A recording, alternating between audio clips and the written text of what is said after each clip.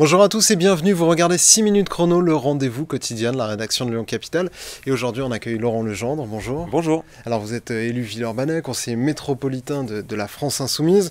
Et on vous a invité parce que votre groupe s'oppose à une mesure prise par le Citral qui est dirigée par la même majorité que celle dans laquelle vous siégez à la métropole, principalement écologiste et avec d'autres partis de gauche. Le Citral a décidé d'augmenter les tarifs de ses abonnements et aussi des tickets voyageurs qui va passer notamment de 1,90 € à 2 €. Vous protestez contre cette augmentation, alors que pourtant elle peut se comprendre, hein, le prix de l'énergie impacte fortement le Citral. Qu'est-ce qui vous choque, vous, dans cette augmentation? En fait, je pense que c'est pas le moment. C'est pas le bon moment. On sort et en fait, on est encore dans des difficultés d'exploitation du réseau. Il y a eu énormément de difficultés techniques sur le métro. Oui, il y a eu des pannes informatiques, il y a eu des incidents voyageurs, etc. Mais vraiment, voilà, on a une dégradation du service. Et puis surtout, on est aujourd'hui en pénurie de chauffeurs. Et on manque de chauffeurs pour assurer la fréquence des lignes. Et donc, tous les modes sont concernés, hein, métro, tramway et bus. On a aujourd'hui des fréquences dégradées.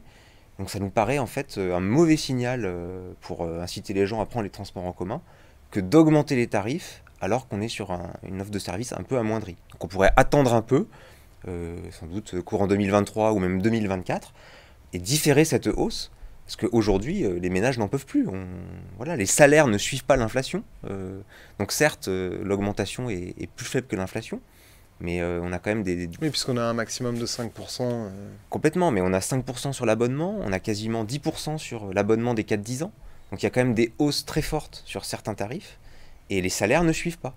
Donc voilà, nous on souhaite vraiment qu'il puisse y avoir ce gel de tarifs au 1er janvier 2023. En fait, c'est pas tant le fait qu'il faille rattraper le coût de l'énergie que le timing qui vous gêne. Oui, surtout qu'en plus, la question des prix de l'énergie... Enfin, ou quand bien même vous aimeriez que le Citral n'augmente jamais. Oui, mais en fait, il y a d'autres recettes du Citral. Il y a le versement mobilité, qui est géré par les transports, et puis il y a la contribution des collectivités, la métropole, la région. Et la billetterie ne représente qu'un quart des recettes. Donc en fait, des façons d'augmenter les recettes, on peut aussi augmenter les contributions de la métropole et augmenter le versement mobilité. Parce qu'après, toutes les collectivités font ça, hein. La région Île-de-France, alors certes, essaye de demander à l'État de pallier justement le gap par rapport au prix de l'électricité, mais la région Auvergne-Rhône-Alpes a elle aussi augmenté les TER. C'est pas une décision comme ça qui s'inscrit de manière isolée dans le paysage. On est d'accord, mais justement, on est une majorité un petit peu différente de celle de l'Île-de-France et de celle de la région. Je pense qu'on pouvait faire un marqueur différent. Et puis une autre façon d'augmenter les recettes du Citral, c'est de faire une grande promotion des transports en commun et d'augmenter le nombre d'abonnés. Ok, on peut augmenter les prix, mais si on augmente le nombre d'abonnés, on pourrait aussi augmenter les recettes. Parce que vous, les retours que vous avez pour l'instant, c'est plutôt que en ce moment, le réseau n'invite pas les Lyonnais et les grands Lyonnais à laisser leur voiture au garage. Bah, c'est ça, alors qu'en plus, on va être dans la période de la zone à faible émission, donc on va contraindre une partie des usagers à abandonner leur voiture individuelle, et c'est très bien pour des questions de pollution de l'air, il faut le faire. Mais en face, il faut qu'on ait les différents services associés, donc le service public de transport, les services de vélo, de Vélov ou de vélo en libre service. Et puis nous, on souhaite proposer un nouveau service public d'autopartage pour que les personnes, au moment où elles finalement se séparent de leur véhicule ancien et polluant, et ben, au lieu d'acheter un nouveau véhicule neuf, ils puissent s'abonner à un service d'autopartage massif. On souhaite avoir 10 000 véhicules d'ici 2030, qui nous permet du coup de faire cette transition écologique pour limiter la pollution de l'air. Alors ça, c'est votre souhait. Est-ce que vous allez réussir à le faire atterrir auprès de Bruno Bernard? En fait, j'y travaille et je suis associé auprès de Fabien Bagnon et de Jean-Charles Collas, parce que j'ai eu une lettre de mission en début d'année sur ce sujet. Et donc voilà, on est en train de travailler à la montée en puissance de l'autopartage sur la métropole. Parce que la ZFE, c'est un sujet dans la majorité qui divise.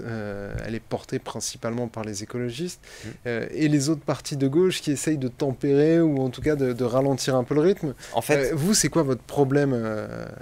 Si je dis problème, c'est peut-être un peu caricatural, mais c'est quoi vos réticences quant à la ZFE, à vous, groupe insoumis? Pour moi, c'est plus aujourd'hui le niveau d'information et le niveau d'accompagnement. On a finalement une zone à faible émission qui est très peu connue dans ses effets par les habitantes et les habitants.